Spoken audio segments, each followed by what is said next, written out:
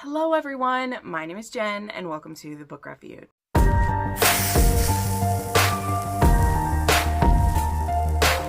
Okay guys, today I'm bringing you another video that is just 5 random recommendations.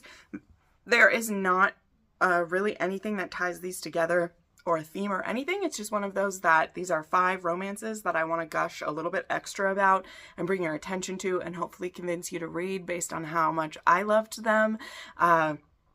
Yeah, this is going to be fun. And there is one specific video that inspired it, but it's not because they're all a theme. It's because I want to take a good long time to talk about this certain book.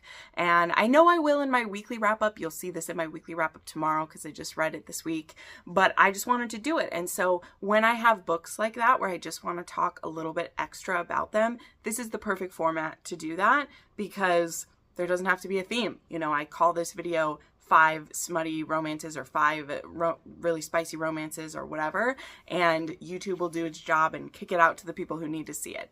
But the book that I want to start this with and spend the most time with is one that was an absolute random find. There's nobody who recommended this one to me. I had never seen it anywhere. And well, of course I saw it somewhere to grab it, which I'll tell you where, but it wasn't specifically sent by a person. I didn't see this in my book rec form. Amazon didn't recommend it to me, nothing. And I'm trying to figure out how it didn't happen because this book has over 18,000 ratings on Goodreads. It came out in January of this year and it never showed up in front of me until, I'll tell you what it is. So if you're on Instagram, you'll know about Instagram templates, right? I have templates I make, other people make templates. And Instagram also has a feature now where you can do what is called add yours. So someone puts a template up there for whatever it says. Do you like sweaters or sweatshirts better? Whatever, just whatever it is. And then each person can reshare that picture and answer it the way they want to. So some of these posts that go around on Instagram are these bingo boards. So maybe they'll do it with which Pam Godwin books have you read, and you can check off every book, or which books with a single dad have you read, and you can, and they'll have a list of the most famous ones and you can check them off or whatever. And one that was going around earlier this week was dark romances, and I was like, oh, fun, I love dark romance. And so it had 25 dark romances on it, and you could X out all the ones you've read and see if you had a bingo or whatever. And surprisingly, there was a lot of them that I hadn't read, but I had heard of all of them except for this one that I'm going to mention. And so when I was filling out the bingo board, right, there's Pam Godwin, Jennifer Hartman, there's a Sophie Lark, blah, blah, blah, checking off all the boxes. And there was this one called Sovereign. And the picture that I saw was first the discrete picture, which if I have both pictures, I'll show you. I don't have my physical copy yet. It should actually be getting here today or tomorrow, but I don't want to wait for it. And it just had this picture, which had the bull horns, right? And I was like, what is that? So none of the other ones I hadn't read on this bingo board were ones I was interested in, but I was like, I've never heard of this book. So I looked it up and I assumed because of the bull horns that it would be Western or cowboy in some aspect. And boy, was I correct. Okay. So this book popped up and I immediately downloaded it. It had this cover now, was the ebook cover, which also I was like, yes, please come home to mama. And I have so much to read this month. Like you guys know, I always have so much that is both work and for fun. And I don't have a lot of room to just read what I want. And I don't want to say, poor me, poor me. I receive oodles of free books, and the only thing asked is that I review them. It's not a hardship. But I'm still a mood reader in my soul down in there, and I want to be able to just say, fuck it, and read whatever I want. So it was the next day, and I just wrapped up quite a few arcs. I gotten all the reviews written, and I was like, I just want to try this book. So I cracked the seal on my ebook, and I read it till 3 o'clock in the morning, slept for 4 hours, got up, and I finished the rest of it. And I've done that with plenty of books in my life, you guys, but every time I do it, it makes me happy. That is what I live for. It's why I love doing this, is bringing those books to you. So now that I've spent 5 minutes talking about how I read this book, let me tell you why I loved it so much and why this became a 6-star book immediately. And I knew it was at about the 40% mark. I wrote a little note to myself and I was like, this is it. And sometimes you get that feeling. Sometimes I finish a book And it is a couple days later that I'm like, wow, this was a 6-star read. And then there's sometimes where very early on, I just get the feel where I'm like, unless something really bad happens, this is it. So this book is an age gap, cowboy, powerful cowboy, obsessed hero, BDSM, widow, take her for yourself kind of story. So we have Kira, I can't remember, I don't know how we say it, and she is 22 years old, 21 years old, and she's married to a rancher named Clint Garrison. She's been married to him since she was barely 18. Her father died. She married Clint. Clint now took over her family farm, and she's basically become a servant wife to him. He's not physically abusive to her, but he doesn't really like show her any tenderness or love. She cooks for him, cleans for him, fucks him when he wants, and that's her existence. That's all she has. She escapes into her mind sometimes. So it's this place, again, where she's not being physically abused or beaten down, but it's mostly just because he doesn't have to. She does what he tells her to do without, needing to do that. And enter our male, we'll call him a hero if we want, whose name is Gerard Sovereign. Yeah, his last name is Sovereign, and I love that, by the way. I won't pretend otherwise. That was a great name for him. And Kira first interacts with him. She knows who he is, of course. He's the biggest rancher in the state. He owns land that butts up against Gerard and his brothers. Gerard has 2 brothers, and they each own parts of their land that make up the Garrison Ranch. And they've been enemies of Sovereign forever. Now, we don't know tons of details of that when we start, but the first time she's really interacting with him face to face is when Gerard comes to her home and he's having a meeting with Clint. She gets asked to bring in a drink for them or bring in coffee or whatever. And so she, literally brings a tray in, and Sovereign, Gerard notices her right away. And he just sees how, like, I hate even saying demure now because it just has another context, but that's what she is. She's very put together, very calm. And he immediately, there's this intensity coming from him that she recognizes. And Clint is very dismissive of her, kind of orders her around in the room. And all of a sudden, like, Gerard says, I need to use the restroom. Can you show it to me, Mrs. Garrison?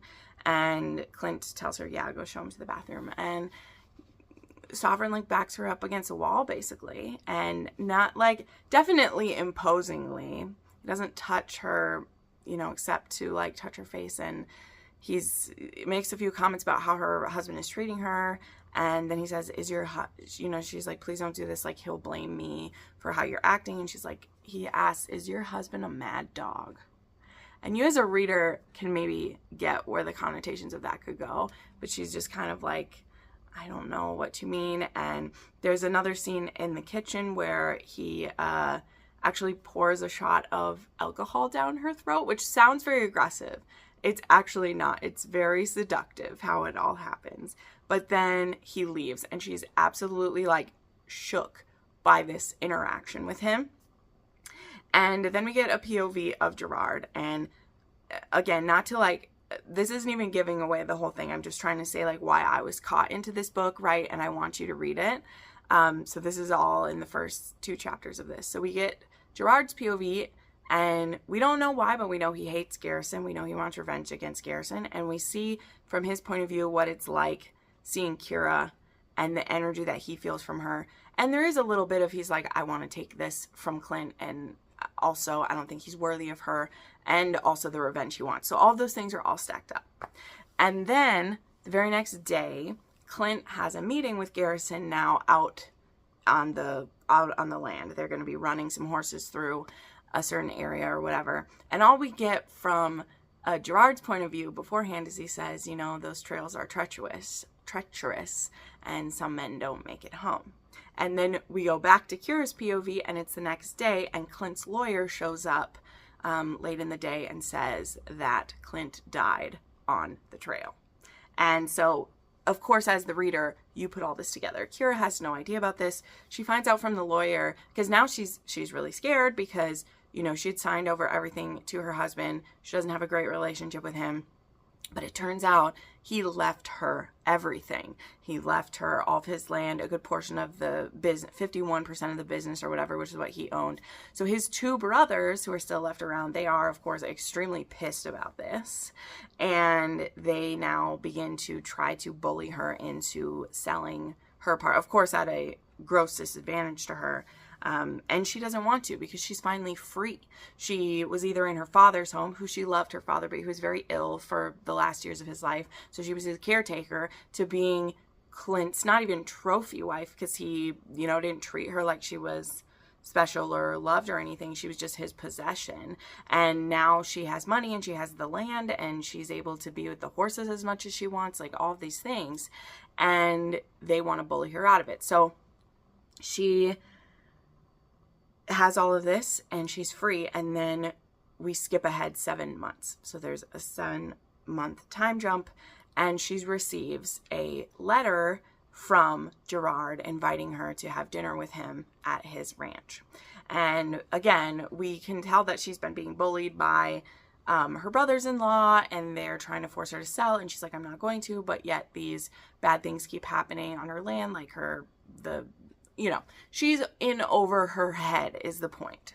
So she gets invited to this meal with Gerard, and this is where we set up what the rest of this story will be, because he explains to her that she's not as free as she thinks. Her husband actually owed Gerard a huge debt, like millions of dollars in a deal, which it wasn't directly with Gerard, that's the thing, it's with the bank, but it's Gerard's bank, so it's sovereign owned. And he is going to be calling in that debt soon. He's like, I gave you time because you're a widow, I gave you your time, blah, blah, blah, but you owe me this. And she's like, I'm finally free and I would owe everything. And he's like, he offers her a contract, just straight up. He's like, if you would be my submissive for a year, your debt would be paid. So that is what Gerard wants from her. That is laying this all out. And I cannot tell you how the way I'm explaining this doesn't do justice to the feelings that I felt while reading this, how well the author like reveals that information, how sensual it feels, how like I just could feel like Kiara's feelings and like the butterflies in my stomach and the flush you start to get when you are embarrassed. And she just had such a way of evoking that in the story. So that's our setup of this, that all that talking I just did is a very like setup of this story. And, you know, she doesn't know anything about what he's talking about. Well, nothing. She has read books. She's not like the innocent, but she doesn't understand like why she would be worth that amount of money, and like why is she having to sell her body for this. Like she, did that once basically by marrying, for safety. She married Clint and it wasn't what she wanted, and he's asking her to submit to her and he literally doesn't know. So all of these things are going through her. But Gerard is like, I'll give you some time to think about it. But I think we both feel this chemistry that he's honest with. He's like, I've never felt this before, and I want to explore it. And this is what it's like basically what I'm willing to pay to explore this with you. And, he's like, I would give you everything if you get into this with me. I won't spoil, how she ends up agreeing to it. Because again, you can assume some things without me straight up spoiling it for you, just based on the setup of where we're going with this.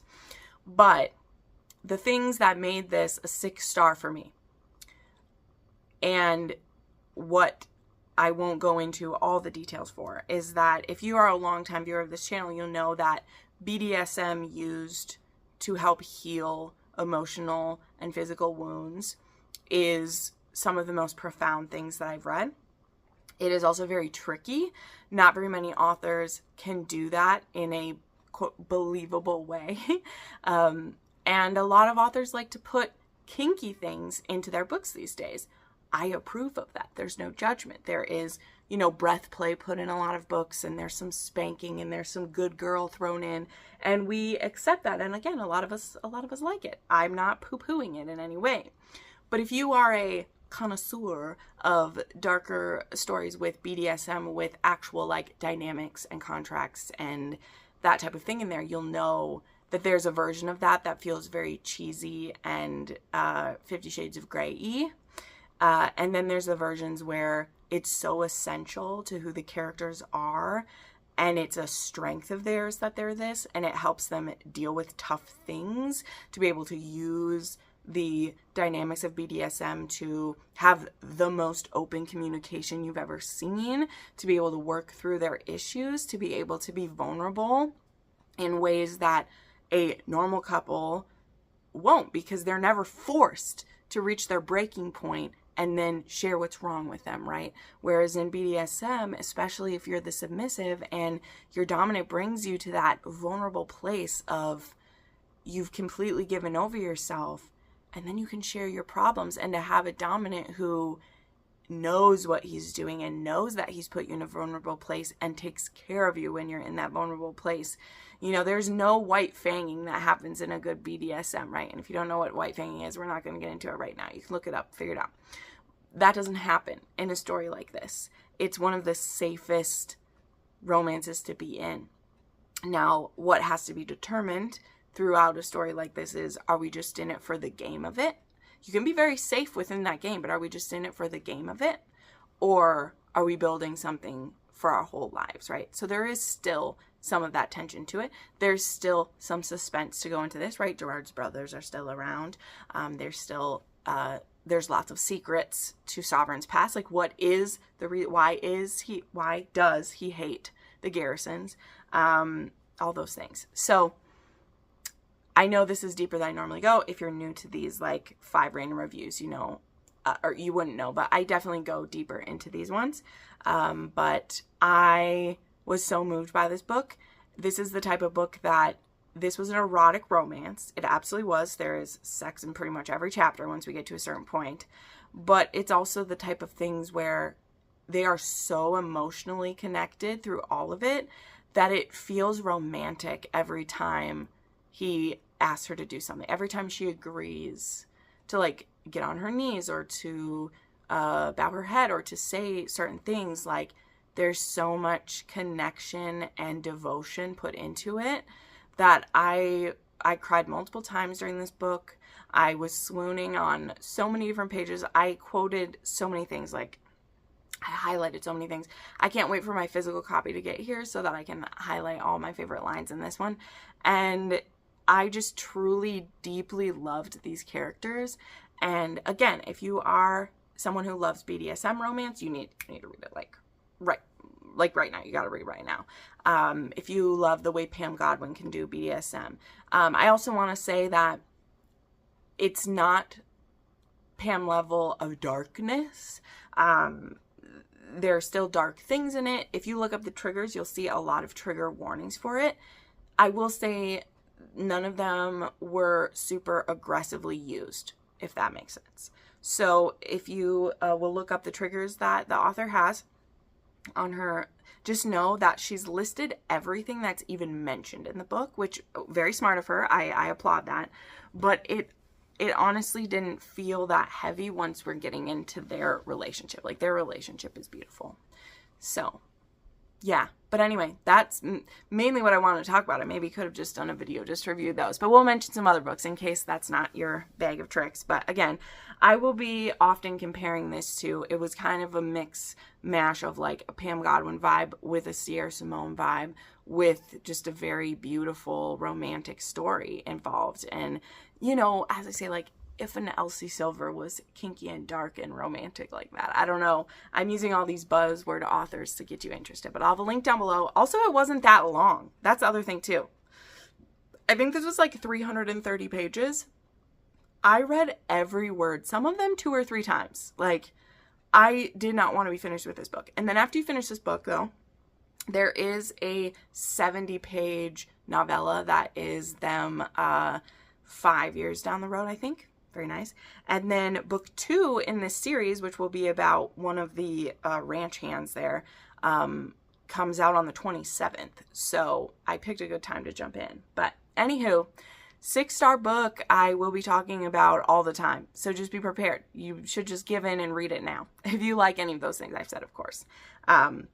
it was hot. It had a lot of the good sexy things in it, right? That go with BDSM. Bondage, blindfold, spitting. There was anal, there's toys, there's orgasm denial, all the things. It's fantastic. Okay, next up, I want to mention a book that, of course, is by one of my favorite authors, but I feel like it's a book that doesn't get mentioned as much because it came after P.S. You're Intolerable, which we all know. That was my favorite book of 2023. It's a lot of people's favorite book by her. It was fantastically done. But this book came after and actually rounded out the series, and I feel like it doesn't get enough love because it came after P.S. You're Intolerable. It has a fraction of the reviews and reads as it has, and I think it is still very worthy of your time. And that is Not So Truly Yours. This is Miles Aldridge, and Daisy, I believe, is the heroine. And they just don't get enough love. So I want to share this. The audiobook for this is out in just a couple of days, maybe by the time it's out on the 24th. So if you're someone who needs that, perfect time. This book is Miles, and if you've read any of this series, you'll know that he was kind of considered more of like the troubled one, okay? Like in the first book, he's the younger brother of Weston, and they don't have the greatest relationship, and he's just been considered kind of the flippant one and the ne'er-do-well, and he's really straightened up his life, honestly. He's gotten sober, he's focused on his business that he's doing with Saoirse, and he's just ready to be on track. So this billionaire playboy is trying to get on the straight and narrow a little bit. And in the beginning, he meets this woman named Daisy when he happens to be working one night behind the bar. Even though he is sober, he's okay. He works behind the bar. And Daisy happens to have a deal with the owner to sell some of her cupcakes at this like speakeasy vibe or whatever. And he eats some of her cupcakes because he doesn't know that they're being sold. And so they get off to a rough start because he eats her cupcakes. And then the second time around, she gives him a bill for the cupcakes that he ate, which I think is so cute. And then she actually runs into him a third time when she is trying to get her own business up and running, and she gets referred to Saoirse and Miles' company, which helps startups get seen and get going. And so he has a plan to help her business thrive, and she's like, I don't want to work with this guy. I don't have the best impressions of him. But she really likes Saoirse, and he does really have a good business plan to help her. So they end up working together for getting her business up and running. They're doing a trial run for it. But also, though, one of the things that ends up happening is this becomes a fake dating situation, too. Because Daisy's family are actually undertakers, and they run a funeral home, and that has given her family, you know, a weird reputation. They're not so interested in eating food prepared by someone whose family is it. Like, it's all a perception thing and very strange. And so she's like, people just don't give you a chance. And he's like, that's not true. And she's like, well, you're an Aldridge, like, you don't know what we're dealing with. And so to prove her wrong, he's like, well, let's fake date and we'll prove that, you know, it won't change people's thoughts. But of course, it, you know, they'll both be proved wrong. So she's definitely the grumpy, he's the sunshine. I really liked how this looked at her family and the job that they do and how important it is. But this also takes a look at mental health. She has a younger brother who's really struggling with her mental health, actually. She struggles with her own, but as like an older sister, like recognizing it in a younger sibling. Very interesting to see. So yeah, this book really moved me so much. I gave this one 5 stars. And again, I just really want people to give it a go.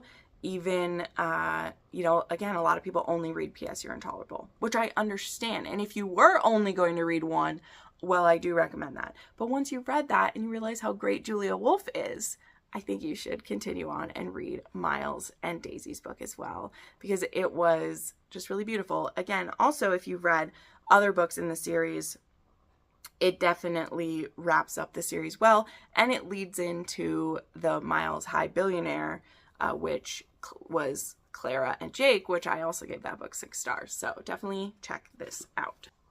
Okay, next up, we're going to take a hard left turn to a completely different subgenre. But like I said, I want to mix this up a little bit and not just do all the same, because I do have 3 of the 5 are billionaires in this, so I want to mix it up.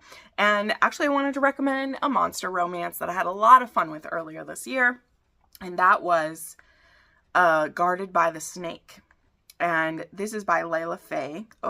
And this was part of a series called The Monster Security Agency. And Layla Faye writes a lot of books that are in series like with other authors. And so this one was a part of that as well.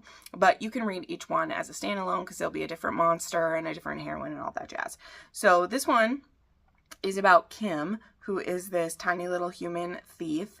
And she ended up stealing something she shouldn't have, I believe is where this one went. It's been a while since I read it, so I do have some notes down here, so pardon me for that. And so she needs protection from the vengeance of a powerful organization. And so she gets assigned, hold on, I have his name written down so I don't forget it. Asan is his name. And so he's this snake bodyguard. And so he's protecting Kim, and she just teases him relentlessly and gets under his scales all the time. And eventually they just can't help it anymore because she's going to be his mate, right? So this is a double-dicked snake monster. His coils can do things. His tail can do things. And he's there to protect her when she needs it. But, oh, this was a drunken mistake she made. Sorry, I don't think she actually stole something, but people want to come after her. So, yeah. So this was very sweet. Again, I don't have as much deep dive to go in this because it's them on the run, trying to keep her protected. They get forced into lots of tight situations together where things get really sexy. And he's a sexy little snake monster, right? Which we, well, nothing little about him, I'll say that. But there's some very fun things when you got 2 dicks. They go in interesting places, they do interesting things, and it's hot, okay? There's nothing else to say about that. It's super hot, okay? Good stuff. Okay, then I want to recommend another billionaire romance that I read very recently, and I adored it so, so much. And that was Hooked on You by Nikki Ash. This is a double single parent romance, and this is about Ryder and Kira.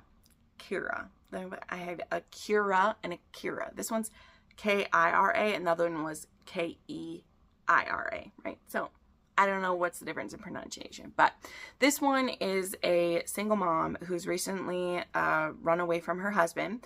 Now, this was interesting too because her husband she's married to is not the father of her baby. This was, I believe, like a teen pregnancy or like a single mom thing, and she'd fell in love with this man who just completely love bombed her, you know, gave her everything she wanted, and then became very abusive to her. And so she went on the run with her daughter, and she's been living in her car. And she gets this job at Kingston Limited, which is a liquor company, and she's working in the daycare there. And it's the perfect situation because her daughter is allowed care there as well. So she's able to be a caretaker as well as have her daughter have a place that's safe while she's working. And one of the little ones she's taking care of is Ryder's little girl, who's just the sweetest thing, and she's only about a year old. I think she's 4 or 5 is her little girl, and his is only a little over a year. And his wife, he recently divorced when she had trapped him into marriage by getting pregnant, and she doesn't want to be a mom, and she doesn't care to be a mom, and she's really bad at it to the point that their child is in danger. So he basically pays her off, convinces her to leave, pays her off, says you'll have nothing to do with her. And he's a very protective and loving dad. And so he meets Kira because he wants to know all the people taking care of his daughter. And when he discovers that she's been living in her car, which is, I believe, a month or a few weeks in, he ends up offering her a full-time nanny position to be his nanny specifically, and to live with him. So her and her daughter move in with him and his daughter. And it's so beautiful, you guys. Like, it's so cute. So I want to be clear about this one, though. This is almost insta-love. As soon as she's moving in, he's falling for her. Once he decides that he wants to be with her, he doesn't, as my dad would say, pussyfoot around. He's right to the point. He's like, I'm going to prove that I'm the one for you. I love you. I love your daughter. Let's go. And I'm all for that. Okay, I have no complaints. And though I will say the suspense element added to the third act was completely unneeded to this, like just being real, so wasn't needed to be in here. But I understand the author wanting to add, you know, you need some conflict in the third act, and this doesn't have a third act breakup, so she had to do something else. But I loved these two. I love their kids. Here, I received a copy of this one. Here is them. Like, look at them. They're in matching swimsuits, and they're two little girls, and he's just so precious. So there's some good little spice in here. He is also a romance reader, and he's in a book club with some of the women from work, and I just love that so much. So they actually read together sometimes, and it's just so sweet. He's so caring, so loving, and I just recommend, if you love single parents, if you love a book with really low drama, you just want it to be gushy, I'm there for it. Just know that that's what it is. You're not going to get some of the complex stuff that I get from, like, you know, Julia Wolf's version of Double Parents, but that's okay. It takes all types, and sometimes we're looking for an easier read, as it were, right? Where we don't have to have our guts ripped out. Sometimes it's just cute. Okay, and then to round this off, I have a small town romance for you that it's just good. Okay, I love this author. I recently did a deep dive of hers that I'll link, and so I always want to share her with you guys, and that is Small Town Swoon by Melanie Harlow. This is a special copy. I'm a part of her art team, and she had a special edition made for that we could win, and I actually won. I used to be able to say I never win giveaways, but I have won a few giveaways this year, which is cute. It also has like a step back in here, which is cute.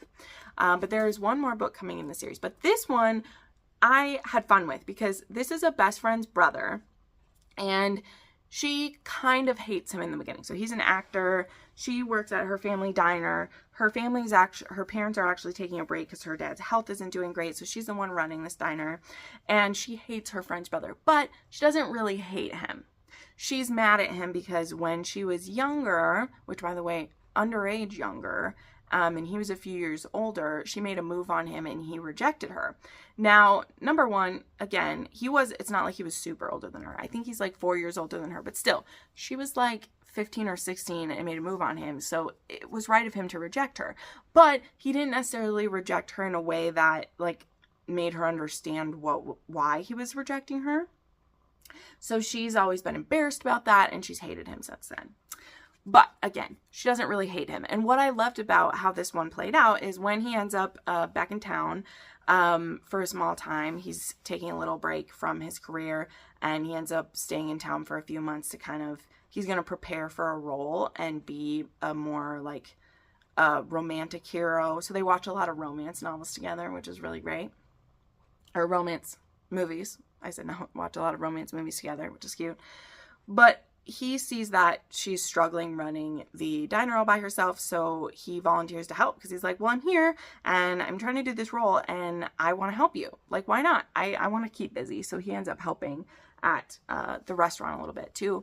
And very quickly, they kind of clear up that misunderstanding, like I said. So she was more so embarrassed by him and by what she did. She doesn't actually hate him. He didn't do anything wrong. He did the right thing, right? He rejected a teenager who crawled into his bed, and he's like, I don't need you awakening these feelings for me when you're a teenager, right? That was the right thing to do. But anyway, so now they become friends, for sure. They are on the track of friends, and he's helping her there. And as they're getting into this, they decide to become friends with benefits, and they fall for each other. And something I've really have loved, like, in this series, because this isn't the only one in this series where, I'll just tell you, the characters have to spend a little time apart. Melanie Harlow's actually written that multiple times, and I really like the books that she puts that in, because I feel like she makes it realistic. I have many couples in my life, friends, who've had periods of their relationship where they couldn't be in the same place, whether when they were in college, or it was for a job, or it was for a short-term, like, trip somewhere, or military, like all these different reasons. It's not all of a sudden a relationship ender.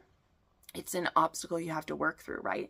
And if you fall in love with an actor, even if you didn't mean to, like, you have to know that an actor to continue to do their job, they would have to be gone for periods of time, and it doesn't mean you have to break up, right?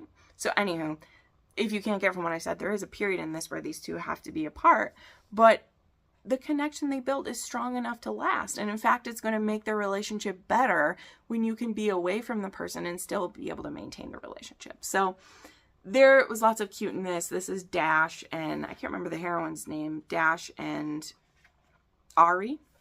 And I just thought that was done really well. They were really cute together. And yeah, they're kind of hiding their fling, but also, you know, they don't really know how serious the other one is about them until they're going to ask about it, right? So this was adorable and you should definitely check it out. You can read this as a standalone if you want. Otherwise, it is book 4 in the Cherry Tree Harbor series, so you can start at the beginning if you want as well. So there you go. Those are 5 random reviews for me. All books I think you could like depending on what you're feeling right now. Although, as I said, Sovereign is the one I'm going to be talking about nonstop lately. I just will. It's a 6-star book. It's going on the list. And I just think a lot of you guys who love your dark romance or BDSM, or you know, are willing to try BDSM, it's one of the ones where a lot of rules are explained and the reasons behind things are in it. So, you know, it's a good one too if you're not as familiar with it. So definitely give those a go. And yeah, thank you so much for watching this. Let me know a book lately that really caught your attention. I would love to hear about it. Thanks for watching. Bye.